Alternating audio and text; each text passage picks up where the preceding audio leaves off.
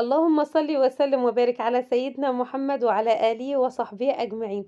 صباح الخير، صباح يوم جديد، بس يوم النهاردة مختلف. أول يوم رمضان. كل سنة وانتم طيبين وبخير وفي أتم صحة وأحسن حال يا رب العالمين. ربنا يسعدنا جميعا ويجعله شهر كريم ومفترج كده ويفرجها علينا جميعا في الشهر دوت، ويفرح قلوبنا ويتقبل منا صالح الأعمال يا رب ويغفر لنا ذنوبنا جميعا. وحشتوني اخواتي الغاليين على قلبي. هعيش معاكم النهارده يوم مصري اصيل. يوم يعني بصوا انا عايزه اقول لكم حاجه، انا النهارده بجد يعني الفتره دي بحاول اصور لكم فيديوهات اللي هي بعيده عن اي افوره وبعيده عن اي حاجه خالص، حياه عاديه لاسره مصريه. ام الاولاد هتمشي يومها ازاي؟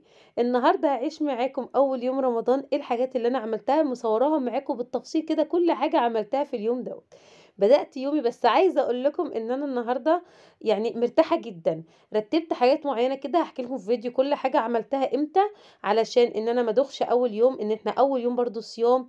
هنقف في المطبخ، هنعمل أكل، عايزين نعمل حلويات، عايزين نعمل عصاير، عايزين نغسل المواعين، عايزين نعمل كل حاجة. فرتّبت أموري كده من اليوم اللي قبله، في حاجات عملتها قبل رمضان بيوم، وفي حاجات بقى هابدأها معاكم كده. بدأت اليوم بتاعي كده معاكم كده، صحيت من النوم، صليت والحمد لله. صحيتِ إمتى يا أميرة؟ أقول لكم صحيت الساعة 12:00. دخلت بعد كده صليت، وبعد كده دخلت بقى على المطبخ بتاعي. أول حاجة كده قُلت خلاص أملي بتاعة التمر دي، التمراية اللي عندي دي أحطها في الreception كده، على أساس إن هي تبقى إيه، لو ضيف جالي، إحنا قاعدين، أي حاجة، يبقى إيه بتاعة التمر موجودة. تمام. وبعد كده بقى إيه، قُلت خلاص نبدأ نعمل عصاير. طَب أعمل لهم عصاير إيه النهارده؟ قُلت خلاص بما إننا أول يوم رمضان ولازم ندلّعهم شوية ونبسطهم يعني، والسكر غالي صحيح، بس النهارده أول يوم فيه انبساط وفيه دلع وفيه كل حاجة هُم نِفسهم فيها. في ناس طلبت عايزة برتقان، عصير برتقان بالجزر، وفي ناس طلبت عايزة تمر، فأنا ما زعّلتش حد، عملت الاتنين. وده عصير الجزر اللي بالبرتقان عملته معاكم قبل كده، وقُلت لكم أنا ما بقيتش أعمله بالطريقة أبدًا اللي هي حكاية إن أنا أسلُق الجزر، دي طريقة أصلًا يعني مش عاجباني خالص في الطعم العصير نَفْسه. الطريقة دي حلوة جدًا، جدًا، إن أنا بابشر الجزر وباضربه في الخلاط بمَيّة كده، بشوية مَيّة بسُكّر، وبعد كده بانزل عليه بالبرتقان اللي أنا عصرته، بس كده، وأحلى عصير كوباية عصير تشربيها. وجهّزت كده التمر، وباجهّز العصاير في الأول كده علشان أحطها في التلاجة وأكبّر دماغي بقى ونشوف حاجات بقية اليوم. عايزة أقول لكم بقى إن أنا النهارده مش أنا لوحدي، مليون مصري النهارده بيعملوا، أو 100 مليون النهارده بيعملوا محشي. أكلة مصرية كده أصيلة كلنا بنحبها، وبالذات أول يوم رمضان لازم يبقى في محشي. محشي بقى ورق عنب، محشي بتنجان، محشي كرنب، أو الأنواع كلها على حسب أي حد. فأنا النهارده طبعًا الغدا الرسمي بتاع المصريين جميعًا المحشي طبعًا. بس الأول هاقول لكم برضه، خلّصت العصير وحطيته في التلاجة وعملت مهلبية. وبما إن في محشي يبقى لازم تبقى في حاجة خفيفة معاه. ما ينفعش كنافة، أنا بالنسبة لي كده اتفقت مع أولادي على كده. في ناس بيقولوا لي اعملي لنا كنافة، قُلت لهم لأ بُصّوا أنتم هتاكلوا محشي، المحشي وجبة تقيلة شوية، فخلاص يبقى معاها حاجة خفيفة، اللي هو نعمل النهارده مهلبية كده تبقى خفيفة كده مع المحشي، عشان إيه برضه أول يوم زي ما قُلت لكم صيام، معدتنا أصلًا بتبقى اللي هي بننتقل من مرحلة إن إحنا بقى إيه، بنفطر ونتغدى ونتعشى، لمرحلة إن إحنا بنصوم طول اليوم، فلازم برضه ما نضغطش عليها من أول يوم كده علشان ما نتعبش. فعملت المهلبية كده وحطيتها زي ما أنتم شايفين. وعلى فكرة أنا باعمل المهلبية بلبن بس، فأنا باجيب كيلو لبن زي ما أنتم شايفين ما شاء الله اللهم بارك، باعمله بالنشا والسكر، ولو عندي كريم شانتيه باحطه عليه، وباصُبّه كده في الأطباق على عددنا. وبرضه بالإضافة برضه إن إحنا على فكرة برضه المهلبية إحنا من الناس ما بنحبهاش يعني مركونة. يعني أنا ما أعرفش مثلًا إن أنا في يوم أعمل كده حلة مهلبية كبيرة وأحطها وتتحط في التلاجة مثلًا يبقى في لتاني يوم كده وناكل منها تاني يوم، لأ، إحنا ناكلها وقتي، اللي هو باعملها قبل الفطار، بعد الفطار على طول لازم ناكلها. تمام، يعني اللي هو ما ينفعش إن أنا أشيلها في التلاجة وناكلها تاني يوم والكلام ده. بنحبها في أطباق مفتوحة، ما بنحبهاش في الطبق إن يبقى فاهمين الطبق اللي هو بتاع العصفور أو الكلام ده، لأ، مش بنحبها كده. فكل واحد طبعًا بيحاول يعمل الحاجة اللي بيحبها.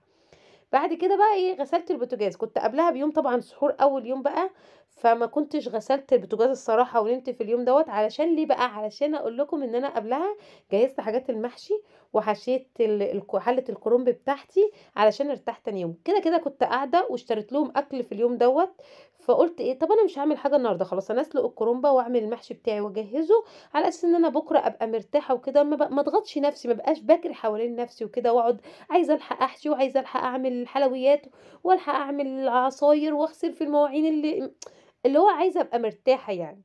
فجهزت حلة المحشي الكرنب وحشيتها بالليل قبل أمّا أنام برضه بعد أمّا اتسحرت على طول، وقُمت حاطاها في التلاجة. جيت تاني يوم زي ما أنتم شفتوني كده بدأت معاكم اليوم، كل اللي هاعمله إن أنا بس إيه، أمّا غسلت البوتاجاز حطيت حلة الشوربة على أساس إن أنا إيه، أسوي الفراخ، أحط الفراخ تستوي وكده. والحلويات خلاص عملتها والعصير. في الوقت ده سلمى بنتي الله يبارك لها ويصلح حالها كانت جات من الدرس، كان عندها درس ورجعت، فقالت لي خلاص أنا هاروّق الشقة. والصراحة الشقة نضيفة، يعني كل اللي فيها بس السراير مكان ما كانوا نايمين كده هيعدلوا السراير، والمكان ده اللي إحنا قاعدين فيه، اللي هو لازم يتنضف، يعني اللي هو حتى لو صوّرت معاكم ما صوّرتوش 3، 4، 5 مرات في النهار لازم نفس اللي شفتوه مع سلمى ده إن هي تنفّض الكراسي كده وتعدل المخدات وتحطها ونكنس الأرض. ده ممكن يتعمل مرتين 3 في اليوم علشان تبقوا عارفين يعني، بعيد عن التصوير أصلًا. بس كده، فهي ضبّطت السراير وعدلت الصالة، وأنا في الوقت ده بقى كان العصر ادَّن، وأنا ما فيش أصلًا حاجة أعملها، الفراخ بتستوي وبنتي عدلت الدنيا، فاللي هو هاعمل إيه خلاص، أنا قُلت خلاص، دخلت صليت العصر وقعدت قُلت خلاص في الوقت ده بقى أستغل إن أنا ما فيش حاجة هاعملها، أقرا شوية قرآن كده برضه إن أنا يبقى إيه، باعمل أي إنجاز في يومي، إن أنا ما أضيّعش وقت كده، علشان أنا عارفة إن إحنا بنفطر ونقعد مكاننا، وده اللي حصل، عارفين أنا فطرت اللي هو قوّموني. كل شوية أقول أنا عايزة أقوم، وبالذات بعد المحشي، بُصّوا حاجة اللي هو قوّموني يا عيالي، قوّموني، أنا عايزة أقوم أصلّي، طَب أنا عايزة أقوم أصلّي التراويح، طَب أنا عايزة أقوم، ما باقومش، عارفين اللي هو قاعدين مكاننا كلّنا كده اللي هو كإننا متبنّجين. في الوقت ده بقى خلصت خلاص الصلاة، كانت حوالي وقريت قرآن كانت الساعة 16:00. كنت أنا بقى قبلها بيوم أنا قُلت لكم أمّا عملت حلة المحشي الكرنب حشيتها، كان في شوية رُز فاضلين كده، فقُمت جايبة لهم شوية ورق عنب أنا مخزناه في الفريزر، قُمت مطلعاه كده سلقاهم بسرعة في الطبق وأنا واقفة، وقُلت إيه أقعد أحشيهم كده معاكم على طول. وعايزة أقول لكم أنتم هتضحكوا دلوقتي على شوية ورق العنب، ما حدش يضحك عليهم لو سمحتوا يقول لي إيه دول يا أميرة، علشان إحنا أصلًا والله العظيم بُصّوا يعني لو أقول لكم إن إحنا كلنا نُصّهم، لإن ولادي كلّهم ما بياكلوش، أنا وجوزي بس اللي ممكن ناكل كل واحد 3، 4 صوابع، متخيلين؟ يعني أنا باستغرب إن الشعب المصري كلّه بيحب ورق العنب جدًا، وبيقعدوا يشتروه كده ويبقى عليه زحمة إحنا لأ، إحنا مختلفين شوية، إحنا ما نعرفش ناكله كده غير مع محشي كرنب ناخد منه صابعين 3 بس كده كتغيير للطعم، مش يبقى وجبة أساسية أبدًا، ما يعني مش باحبه الصراحة خالص، إن أنا آكله لوحده كده.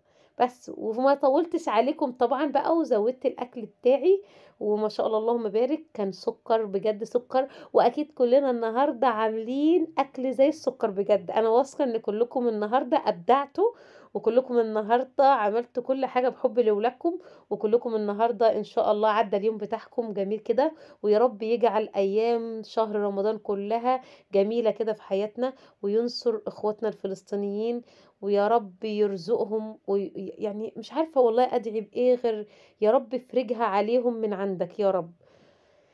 وده فطارنا المتواضع، عصفور ومحشي كرنب وشوية ورق العنب الصغنطاطين اللي أنتم شايفينهم دول، وحطينا الأكل طبعًا بدري قبل الميعاد ب3، 4 دقايق كده وقعدنا، ما حبيتش إن أنا أبقى متأخرة في حاجة يعني، وجبت بقى تمر كده لولادي وجوزي كده كان بيفتحوا لهم زي ما أنتم شايفين، اللي هو إيه نبدأ بيه كده السنة بتاعتنا نبدأ بيه كده نفطر عليه، وده كده الفطار بتاعنا النهارده. وعايزة أقول لكم بقى إن إحنا من الناس برضه اللي ما بنشربش عصاير ساعة الفطار، لإنها بتسد نفسنا وبنشبع بسرعة أصلًا يعني إحنا أصلًا أكلتنا بسيطة، اللي هو عارفين أنا وولادي أصلًا بنتلكك، عارفين لو كلنا تمراية كاملة أو تمرتين ممكن تسد نفسنا وما ناكلش، فاللي هو نُص تمرية بس كده اللي أنا إيه السنة بتاعتي وخلاص عشان ياكل، والعصير ده باركنه خالص بعد الفطار، ممكن بقى بعد صلاة التراويح كمان وإحنا قاعدين كده عشان تبقوا عارفين، ونشربه براحتنا كده واللي عايز حاجة بياخدها، وبس كده. وتعالوا بقى نشوف أهم جزء النهارده، ما ينفعش بقى ما إحنا أمهات زي ما قُلنا كده شطورات، هناخد ثواب كتير الشهر ده كده وإحنا بننوي كل حاجة بنعملها في اليوم بتاعنا لوجه الله كده، ونشوف مطبخنا كده قبل ما ننام علشان نصحى بكرة طبعًا مرتاحين. عايزين نحاول كده على قد ما نقدر نشجع بعض وناخد حسنات كتير كتير في اليوم، نحاول على قد ما نقدر إن إحنا نذكر ربنا كتير، نقعد طول اليوم كده نستغفر ربنا، استغفر الله العظيم وأتوب إليه، سبحان الله وبحمده، سبحان الله العظيم، الله أكبر، كل لا حول ولا قوة إلا بالله، أي ذكر ييجي على بالِك كده وأنتِ واقفة بتعملي الأكل أو بتعملي أي حاجة كده، ونحاول نصلي الصلاة في وقتها كده، باشجع نفسي قبلكم والله العظيم يا رب. بس الحمد لله، الحمد لله يا رب، اللهم دِم عليَّ نعمة إن أنا كده ألتزم بكل الحاجات المطلوبة منّي في اليوم.